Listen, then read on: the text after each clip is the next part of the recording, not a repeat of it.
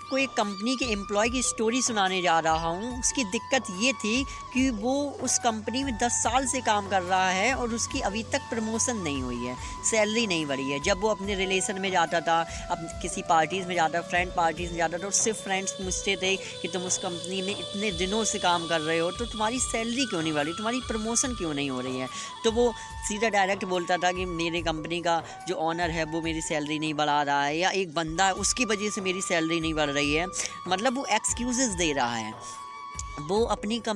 कमियों को ढक रहा है, उनके सामने अपने आप को अच्छा साबित कर रहा है। तो एक बार क्या होता है, जब वो सुबह सुबह अपनी कंपनी में काम करने जाता है तो अपने रूम में पहुंचता है तो उसकी टेबल के ऊपर एक लेटर पड़ा होता है। उस लेटर पे लिखा होता है कि जिस व्यक्ति की वजह से आपकी प्रमोशन नहीं हो रही है इस कंपनी में आपकी सैलरी नहीं बढ़ रही है, आज उस व्यक्ति की मृत्यु हो गई है। तो उस लेटर पे उसका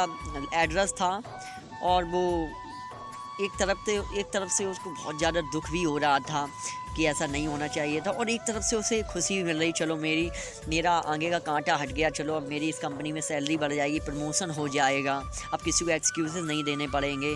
जब वो वहाँ पर उस एड्रेस पे पहुँचता है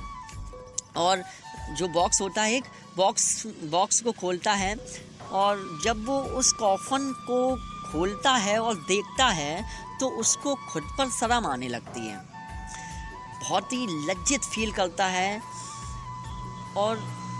उसको फीलिंग ये इसलिए आ रही थी क्योंकि उस कॉफन में, उस बॉक्स में कोई नहीं था, एक शीशा लगा हुआ था और उनकी खुद की शक्ल दिख रही थी उसमें।